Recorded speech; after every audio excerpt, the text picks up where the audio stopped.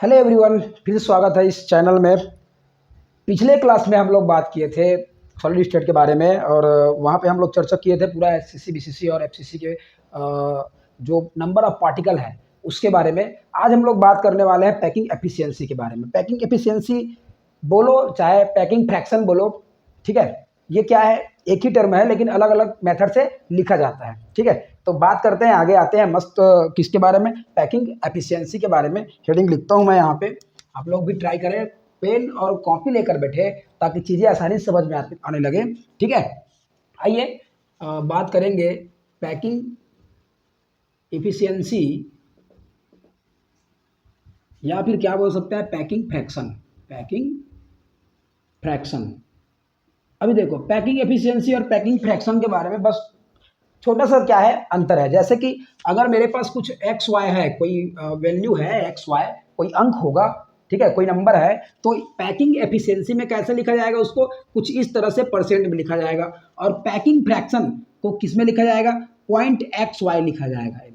0.xy जो भी हो सकता है, पॉइंट में लिखते हैं एक्स वाई को, उसी नंबर को किस में लिखते हैं, पॉइंट में लिख देते हैं, ठीक है। ये बात होता है। अब बोलेंगे यार पैकिंग एफिशिएंसी, संकुलन क्षमता हम लोग हिंदी में बोलते हैं, ठीक है। तो वो क्या होता है, मान लो जाए, ये देखो मैं एक छोटा सा क्रिस्टल बना रहा हूँ। क्या बना रहा हूँ, यहाँ पे एक क्रिस्टल बना हुआ है। अब यहाँ पे कोई मॉलिक्यूल्स रहेगा लैटिस पॉइंट में, कुछ ऐसे ऐसे ऐसे, ठीक है। तो चलो बात करते हैं कि इस सॉलिड में कितना पार्ट्स, इस एटम का कितना पार्ट्स है, यहाँ यहाँ यहाँ पे है, ये देखो इस यहाँ यहाँ पे, ये देखो इतने इतने जगह में है, मतलब यहाँ पे यहाँ पे यहाँ पे यहाँ पे। मेरे पास क्रिस्टल कितना था, मेरे पास क्रिस्टल था भैया पूरा पूरा 100%। ये कितना है, 100%, ठीक है। अब इसमें कितना जगह यहाँ पे घेर रखा है, उसी को बोलते हैं बेटा क्या चीज़, उसी को बोलते हैं भाई, उसी को बोल देते हैं क्या चीज़, पैकिंग फ्रैक्शन बोल देते हैं, या फिर पैकिंग एफिशिएंसी। कितना क्षमता होता है उस मॉलिक्यूल को उस क्रिस्टल में रहने के लिए, है ना। ये मॉलिक्यूल है, उसका कितना भाग इस क्रिस्टल के अंदर उपस्थित है, उसी को क्या बोल देते हैं, पैकिंग एफिशिएंसी बोल देते हैं, ठीक है। ये बात हो गया। अब हम लोग किसके बारे में बात करेंगे कि पैकिंग एफिशिएंसी कैसे कैसे निकाली जा सकती है। पैकिंग एफिशिएंसी कैसे कैसे निकाली जा सकती है, तो भैया पैकिंग एफिशिएंसी हम लोग दो प्रकार से निकालते हैं, दो मेथड से निकालते हैं। एक होता है क्या चीज़, 3D के रूप में निकालते हैं, ठीक है, 3D पैकिंग एफिशिएंसी निकालते हैं। और दूसरा होता है, वो होता है 2D पैकिंग एफिशिएंसी। अब बात करते हैं 12th लेवल या फिर बीएससी लेवल या एमएससी लेवल तक ये काफ़ी रहता है, जबकि अगर नीट जेई का तैयारी करना है, अभी तो खैर नीट से सिलेबस से निकाल दिया गया सॉलिड स्टेट का, तो कोई तकलीफ नहीं है, ठीक है। फिर भी मैं पढ़ा रहा हूँ एज अ गेनिंग कॉन्फिडेंस, ठीक है। तो क्या बोल सकते हैं, एक 3D में निकलता है और एक 2D में निकलता है। 3D में किस प्रकार से निकलता है, 3D में भैया निकलता है बाई द वॉल्यूम, ठीक है, किसके आयतन के अनुसार से निकलता है, किसके अनुसार से निकलता है, आयतन के अनुसार से निकलता है, ठीक है। तो किसके किसके बारे में बोल सकते हैं, एक जो मॉलिक्यूल रहता है वो स्फीयर लाइक रहता है, किसके टाइप का रहता है, स्फीयर रहता है, जैसे कि कुछ इस प्रकार से, ठीक है। ये देखो कुछ इस प्रकार से स्फीयर लगा रहेगा, आपको इसके बारे में बात करना है, ठीक है। पूरा जैसे कि बॉल है फुटबॉल है, जो पूरा गोल रहता है उसका बारे में, उसी को गोला बोल देते हैं, स्फीयर को ही, ठीक है। तो एटम का साइज भी वही है, स्फीयर है, स्फेरिकल है। नेक्स्ट बात करेंगे किसमें, 2D पैकिंग एफिशिएंसी में। तो वो कैसा होता है, इसको निकालते हैं बाई द एरिया के रूप में निकाल देते हैं। और एरिया कैसे निकालते हैं, एरिया निकालते हैं किसका, सर्कल का एरिया निकाल देते हैं, किसका, सर्कल का एरिया निकाल दिया जाता है, किसका निकालते हैं, सर्कल का एरिया निकाल देते हैं। अब स्फीयर का जो वॉल्यूम रहता है बेटा, वो होता है 4/3 पाई आर क्यूब रहता है, देखो, ठीक है, 4/3 पाई आर क्यूब। और सर्कल जो एरिया होता है वो होता है पाई आर स्क्वायर। ये बात ध्यान रखना, ये बात ध्यान रखना। अब बोलेंगे, ध्यान दो, कोई गोला होगा, बॉल होगा, फुटबॉल होगा, तो वो क्या कहलाएगा, स्फीयर कहलाएगा। और हमेशा स्फीयर का क्या रहता है, वॉल्यूम रहता है, आयतन रहता है, उसका मैक्सिमम जो फार्मूला बोला जाए तो क्या होता है, वो वॉल्यूम रहता है उसका। जबकि एक सर्कल का बात करें, एक रोटी का बात करें, एक चपाती का बात करें, तो एक फ्लैट रहता है ऐसे, तो फ्लैट रहता है, इस कारण से उसका एरिया काउंट किया जाता है, वो क्या होता है, पाई आर स्क्वायर। कोई बोलेगा सर्कल का वॉल्यूम बता सकते हो क्या, तो हम लोग बोलेंगे भैया हम लोग सर्कल का वॉल्यूम नहीं बता सकते, क्योंकि सर्कल क्या रहता है, 2D रहता है। टू डायमेंशन रहता है, ठीक है। तो उसमें क्या होता है, लंबाई और चौड़ाई निकाल सकते हैं, जबकि जबकि भैया एक स्फीयर में लंबाई चौड़ाई और उसका ऊंचाई भी निकाला जा सकता है। इस कारण से इसको क्या करते हैं, यहाँ से वॉल्यूम काउंट कर लेते हैं और वहाँ से क्या काउंट कर लेते हैं, एरिया काउंट कर लेते हैं, ठीक है। ये देखो, चलो थोड़ा फास्ट हो रहा है तो कोई बात नहीं है, नहीं आगे बात करेंगे किसके बारे में, एक फार्मूला के बारे में। ये मैंने बता दिया क्या चीज़, पैकिंग एफिशिएंसी या फिर पैकिंग फ्रैक्शन जो है वो हम लोग किस किस टाइप से निकालने वाले हैं। तो मैं 3D निकालूंगा, 2D के लिए छोड़ दूंगा इस बार, कोई तकलीफ नहीं है ना। चलो ठीक है, तो आगे आते हैं, मैं बात करूंगा 3D पैकिंग एफिशिएंसी के बारे में, फटाफट जाने वाले हैं। तो चलिए 3D पैकिंग एफिशिएंसी का एक फार्मूला, सिंपल फार्मूला है किसका, 3D पैकिंग एफिशिएंसी का, है ना। तो डायरेक्ट लिख देता हूँ मैं, इसका सिंपल सा फार्मूला है, वो होता है Z into volume of one sphere upon क्या हो जाएगा, टोटल अवेलेबल स्फीयर, वॉल्यूम बोल देते हैं, वॉल्यूम, ठीक है, स्फीयर का ही रहता है। और ये क्या हो जाएगा, इंटू 100, ठीक है। ये निकल जाएगा क्या चीज़, परसेंटेज ऑफ पैकिंग एफिशिएंसी, ये निकल जाएगा परसेंटेज ऑफ पैकिंग एफिशिएंसी, जहाँ पे जेड क्या है, जेड हो जाएगा भैया यहाँ पे number of particle in given crystal कि क्रिस्टल दिया रहेगा, उसका नंबर ऑफ पार्टिकल, जैसे कि अगर SCC का बात करेंगे तो जेड का वैल्यू 1 होता है, BCC का बात करेंगे तो जेड का वैल्यू 2 होता है, और FCC का बात करेंगे तो जेड का वैल्यू क्या होता है, 4 होता है। इसी वैल्यू को यहाँ पे रखने वाले हैं, किसके जगह पे, जेड के जगह पे रखने वाले हैं। और वॉल्यूम ऑफ वन स्फीयर जो रहता है, वो क्या रहता है भैया, वो रहता है क्या चीज़, 4/3 पाई आर क्यूब, ये रहेगा, कुछ ये रहेगा। और टोटल अवेलेबल वॉल्यूम जो रहता है वो अलग अलग क्रिस्टल के लिए अलग अलग होता है, जिसको हम लोग कैसे लिख देते हैं, टोटल अवेलेबल वॉल्यूम जो रहता है इसको कैसे लिख देंगे, A क्यूब के रूप में लिख देंगे। और जहाँ पे SCC में क्या रहता है, 2R रहता है, 2R है ना। और BCC में क्या रहता है, 4R रहेगा। और FCC में क्या रहेगा, ये भी 4R के बराबर आसपास रहेगा। तो जब ये बात आएगा तब हम लोग बात करेंगे, ठीक है। चलो, या फिर इसका वैल्यू रख देते हैं कैसे, √3a, ऐसे √2a, कुछ इस प्रकार से हम लोग क्या कर देते हैं, वैल्यू रख देते हैं, ठीक है। तो चलिए पैकिंग एफिशिएंसी हम लोग different type of crystal system में बात करेंगे, ठीक है। SCC, BCC और FCC को आइसोलेट करके पढ़ने वाले हैं, और थोड़ा मैथमेटिक्स आएगा तो उस पर चिंता करने का विषय नहीं है। आराम से और कॉपी पेन निकाल के बैठिए और उसको लिखते जाइए, बेहतर नोट्स बनेगा भाई। पूरा सॉलिड स्टेट पढ़ाने वाले हैं। अभी कुछ दिन ये था कि कुछ प्रोग्राम आ गया था, तो उसके चक्कर में क्या होगा, थोड़ा बिजी हो गया था, तो वीडियो अपलोड करने में थोड़ा लेट हो गया, तो कोई बात नहीं है ना, पढ़ाई कंटिन्यू करते रहेंगे, उसका तकलीफ नहीं है। तो बात करेंगे फर्स्ट टर्म, पैकिंग एफिशिएंसी इन SCC टाइप यूनिट सेल, इसके बारे में बात कर लेंगे। और थोड़ा मैथमेटिक्स होगा तो कुछ इधर लिख लूँगा मैं, कुछ इधर लिख लूँगा।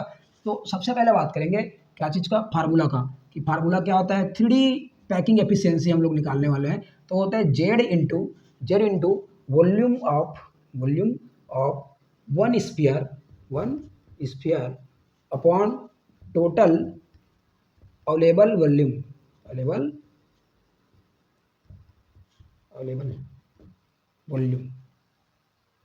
इंटू 100, कुछ इस प्रकार से।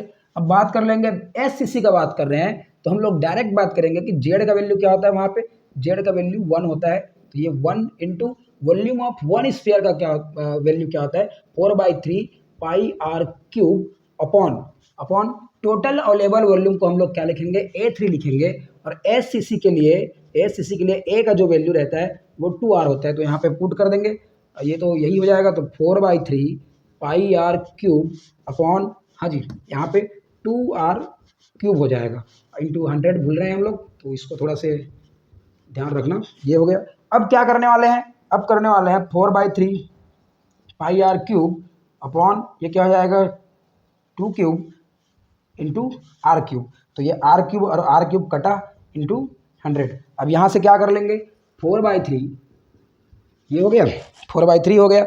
और ये इसको कैसे लिख सकते हैं, 2 इंटू 2 इंटू 2, ये लिख सकते हैं। और पाई का जो वैल्यू होता है उसको डायरेक्ट रखते हैं 3.14, ये रख देते हैं। अब क्या हो जाएगा 4/3/8 इंटू 3.14 इंटू 100 चल रहा है आगे। और जब आप लोग इसको सॉल्व करोगे, जब इसको आप लोग सॉल्व करोगे तो इसका वैल्यू जो आएगा, इसका जो मान जो आएगा वो कितना हो जाएगा 52.6 समथिंग आने वाला है कुछ इस प्रकार से। तो इसी को बोल देते हैं पैकिंग एफिशिएंसी। इसी क्या बोल देंगे, पैकिंग एफिशिएंसी बोल देंगे, ठीक है। अब अगर इसी को मैं ऐसे लिखूं 0.526 या फिर 4 आए, चलो 4 आएगा, ठीक है, 4 आ गया या फिर 6 आ गया, तो ऐसे रह जाएगा ऐसे, तो इसको बोल देते हैं पैकिंग फ्रैक्शन। तो पैकिंग फ्रैक्शन करने के लिए क्या करना पड़ेगा, एफिशिएंसी निकालने के लिए तो हम लोग 100 से क्या कर रहे हैं, गुना कर रहे हैं, और फ्रैक्शन निकालने के लिए क्या करना पड़ेगा, बस 100 से उसको क्या कर देना पड़ेगा, डिवाइड कर देना पड़ेगा, और बात क्या हो जाएगा, ठीक हो जाएगा। चलो ये जो सॉल्व करोगे तो ये हो जाएगा, ये इतना आ जाएगा, इतना, ये देख लो भैया, इतना आ जाएगा, इतना सॉल्व करके देख सकते हो आप लोग, इसको ऊपर चढ़ा देना, ठीक है। तो डायरेक्ट इसको काट सकते हो यहाँ से, ऐसे ऐसे ऐसे, फिर इसको ऊपर चढ़ा देना, तो क्या हो जाएगा ये 1/3/2 इंटू 3.14 अपॉन का तो काम खत्म हो गया, इंटू 100 ये कर लोगे, ठीक है, ये कर सकते हो आप लोग। फिर ये आ जाएगा 52.8 कुछ ऐसा आएगा, और उसको परसेंट में लिखा जाएगा। परसेंट में इस कारण से लिखा जाएगा क्योंकि वो 100 से क्या हुआ है, मल्टीप्लाई है। तो इस प्रकार से क्या है, ये SCC type of unit cell का हम लोगों ने क्या निकाले, पैकिंग एफिशिएंसी निकाले। अभी जस्ट निकालने वाले हैं BCC type of unit cell का क्या चीज, पैकिंग एफिशिएंसी, ठीक है। तो चलिए, मैंने जो मेरे लिए काम का चीज़ है उसको बचा दिया है बोर्ड में, है ना। आगे बढ़ते हैं किसके बारे में, BCC type of unit cell, packing efficiency in BCC type of unit cell के बारे में। और इसमें कोई बड़ा चीज़ नहीं है, इसको डायरेक्ट हम लोग ऐसे लिखेंगे, ये देख लो Z into 4/3πr³ upon a³।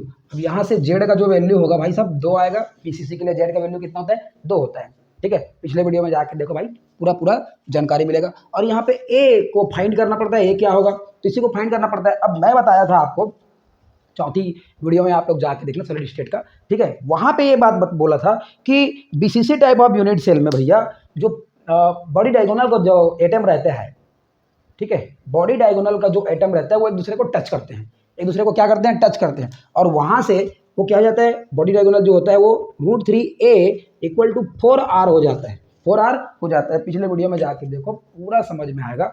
और जितना भी हो सके आप लोग वीडियो को क्या करो, देखते जाओ। अब यहाँ से मैं ए का वैल्यू फाइंड कर सकता हूँ, कैसे कर सकता हूँ, यहाँ से कुछ इस प्रकार से, ये ए को यहाँ पे छोड़ देता हूँ, इसको नीचे उतार देता हूँ, 4/r, और ये क्या 4r अपॉन ये क्या हो जाएगा √3 के रूप में। ये बात समझ में आया। अब इस ए का वैल्यू को यहाँ पे रखने वाले हैं, तो जेड का वैल्यू कितना हो गया, 2 हो गया, into 4/3πr³ upon 4r upon √3 का क्यूब, कुछ इस प्रकार से। अब इसको सॉल्व करने वाले हैं, चूंकि 100 भूल जाते हैं हर बार की तरह, इस बार भी भूल गए थे, तो इसको भी मेंशन कर देते हैं, कोई टेंशन नहीं है। अब क्या करेंगे, सबका उसका क्यूब दे देते हैं यार, चलो आओ।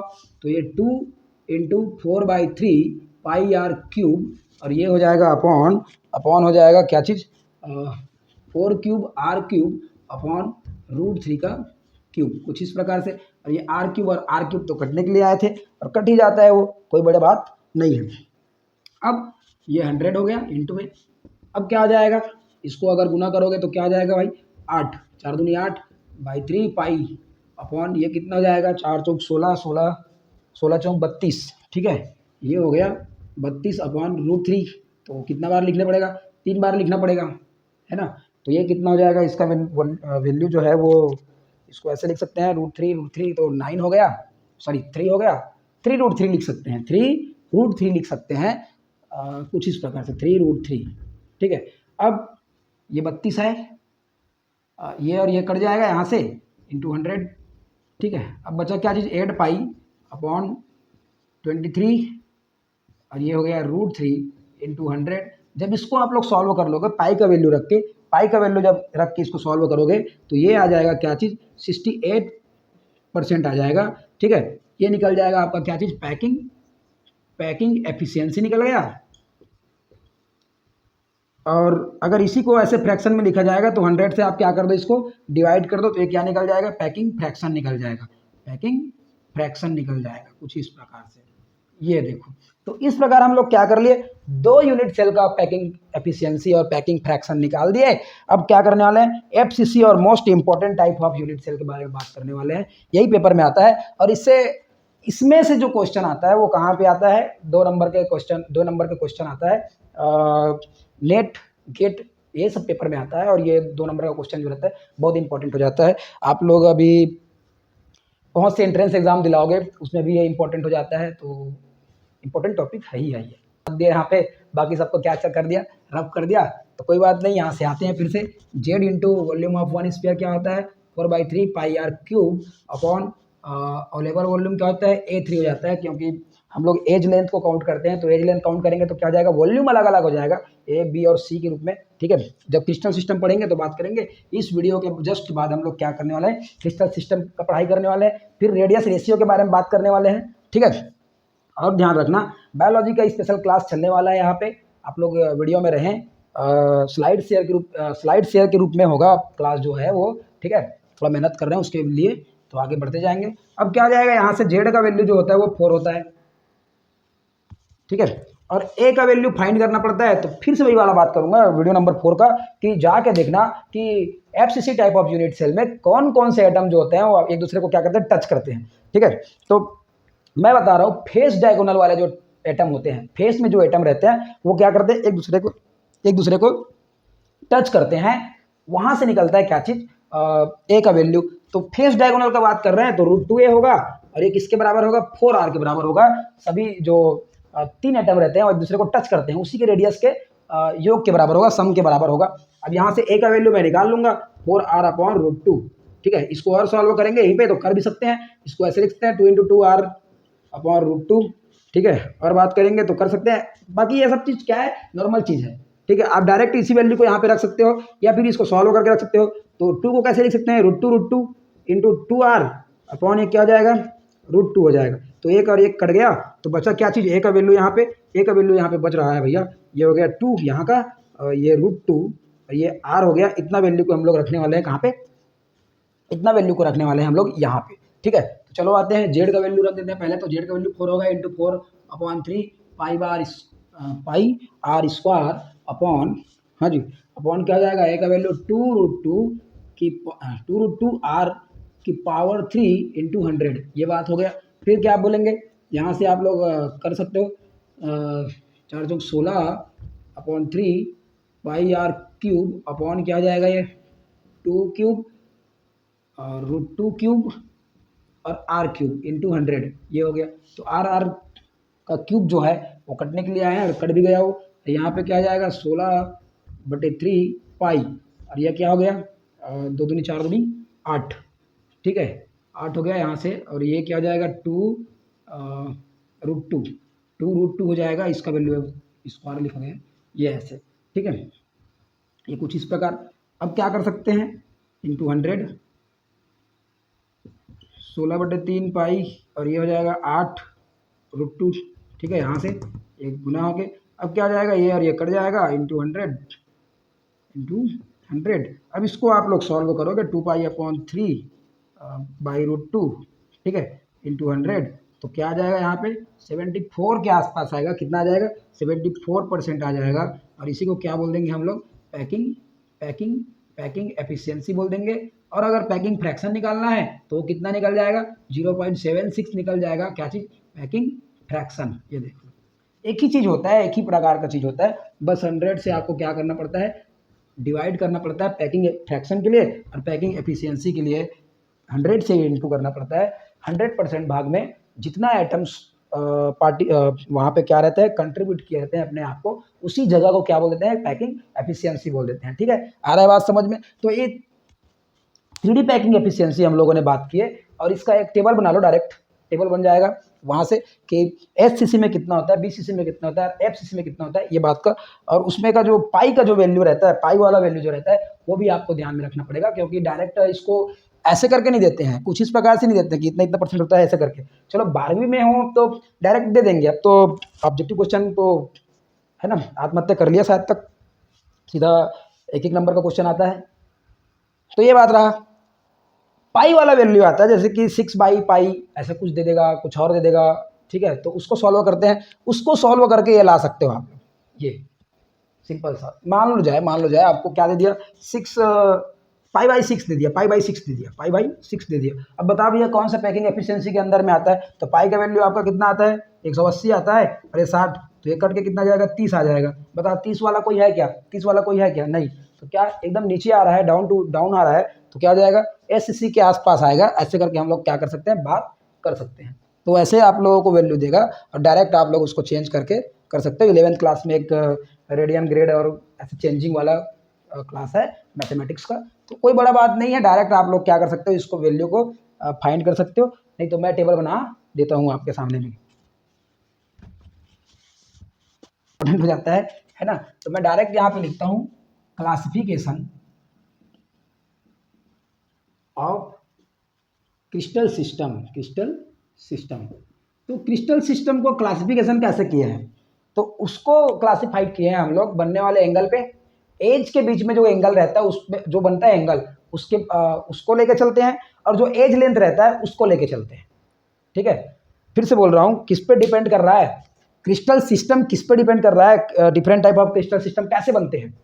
मैं बोलूँगा एक लेंज है, एज है, ये भी एक एज है, तो इन दोनों के बीच में जो एंगल बन रहा है यहाँ पे देखो, ये देखो यहाँ पे एंगल बन रहा है, इसी एंगल के को जान के हम लोग क्या करते हैं, क्रिस्टल को डिफाइन करते हैं। अब ये एज लेंथ है, तो ये लेंथ छोटा बड़ा हो सकता है कुछ इस प्रकार से। इसी को देख के डायरेक्ट मैं यहाँ पे बात करूँ तो कुछ इस प्रकार है, ये देख लो, ये हो गया क्या चीज़, एक क्रिस्टल हो गया, यहाँ से यहाँ का लेंथ जो है वो ए है, यहाँ से यहाँ का मैं वो बी बोल दिया, और यहाँ से यहाँ का सी बोल दिया। वैसे ही भैया ये देखो यहाँ पे, ये यहाँ पे इसको मैं ए बोल दिया, यहाँ पे जो बना है उसको सॉरी इसको अल्फा बोलते हैं, अल्फा बोल दिया, इसको बीटा बोल दिया, और इसको क्या बोल दिया, इसको गामा बोल दिया। तो ये एंगल और एज लेंथ पे डिपेंड करता है क्या चीज़, क्रिस्टल सिस्टम, ठीक है। ये बात करने वाले हैं।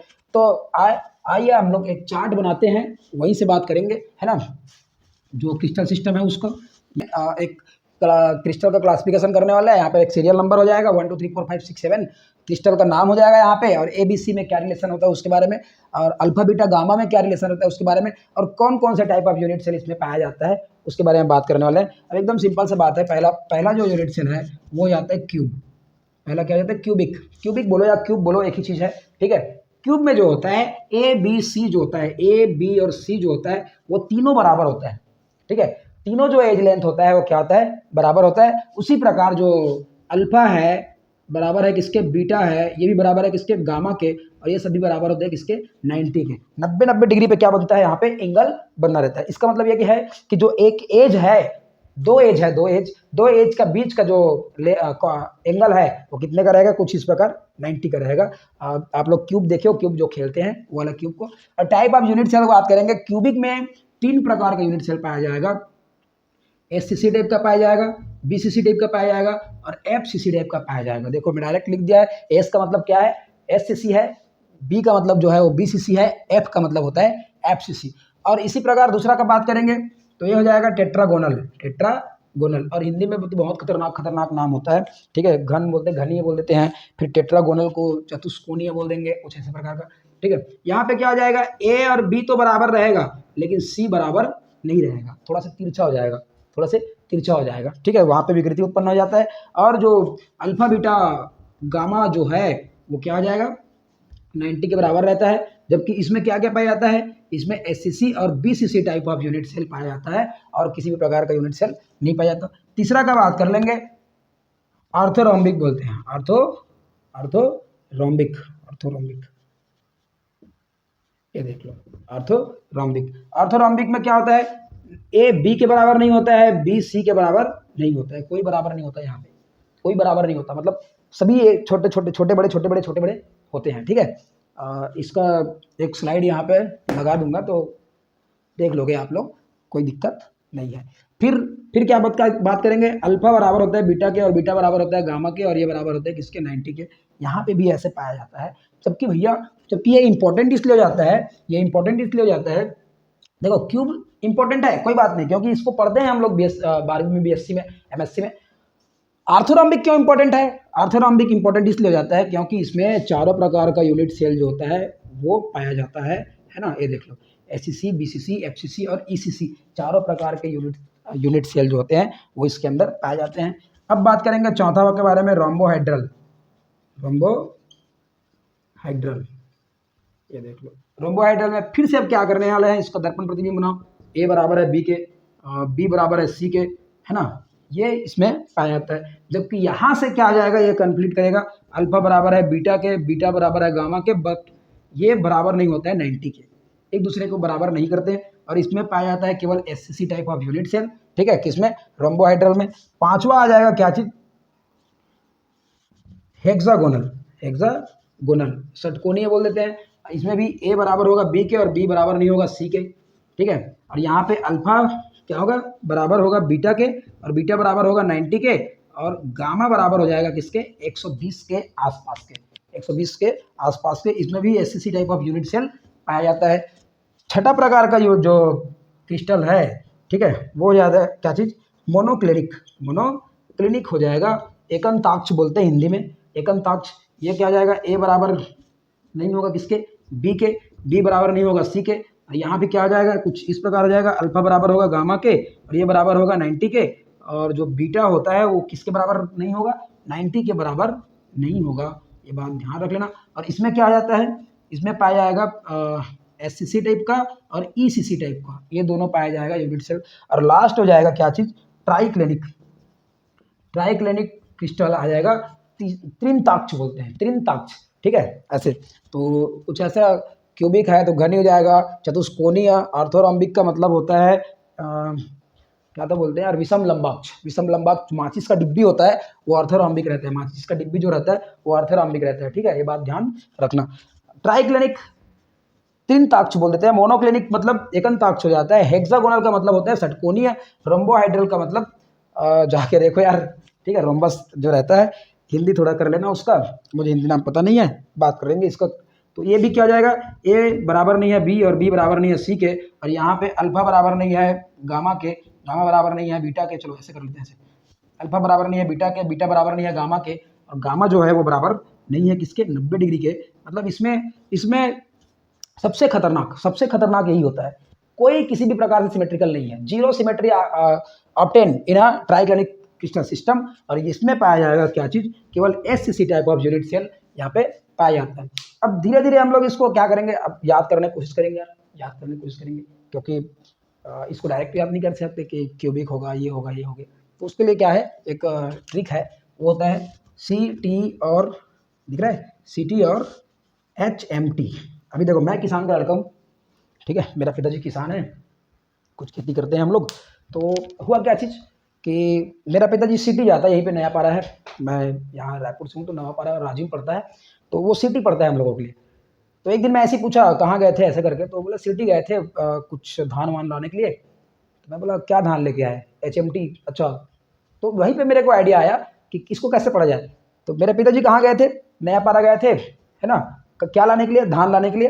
तो क्या हुआ, वहीं पे बात कर लिया, सिटी और HMT, तो धान का जो ब्रांड है वो क्या हो जाएगा, HMT हो जाएगा। तो सिटी और HMT ऐसे, तो सी से हो जाएगा क्यूबिक, टी से हो जाएगा टेट्रागोनल, ओ से हो जाएगा ऑर्थोरॉम्बिक, आर से हो जाएगा रोम्बस या फिर रोम्बोहाइड्रल, एच से हो जाएगा हेक्सागोनल, एम से हो जाएगा मोनोक्लिनिक, टी से हो जाएगा ट्राइक्लिनिक, ऐसे। तो सिटी और HMT ये बात करने वाला है। और यहाँ पे देखो, ये यहाँ से अगर मिरर इमेज लगाया जाए तो मिरर इमेज वाला भी आप लगा सकते हो, और कोई ट्रिक होगा तो कर सकते हो। और यहाँ पे देखो सभी 90 के बराबर है तीनों, है ना, उसके बाद ये नहीं है, फिर ये 90 के बराबर है 120, फिर ये कुछ ऐसे। और इसको आपको पढ़ने की जरूरत नहीं है, बस ये बात ध्यान रखना कि अपना क्यूबिक में जो है वो SCC, BCC और FCC, जबकि ऑर्थोगोनल में जो है ना, वो सॉरी ऑर्थोरॉम्बिक में जो है वो चारों प्रकार के यूनिट सेल पाया जाता है। ऑर्थोगोनल का मतलब तो कुछ और होता है, जब हम लोग क्वांटम पढ़ेंगे तब बात करेंगे, ठीक है।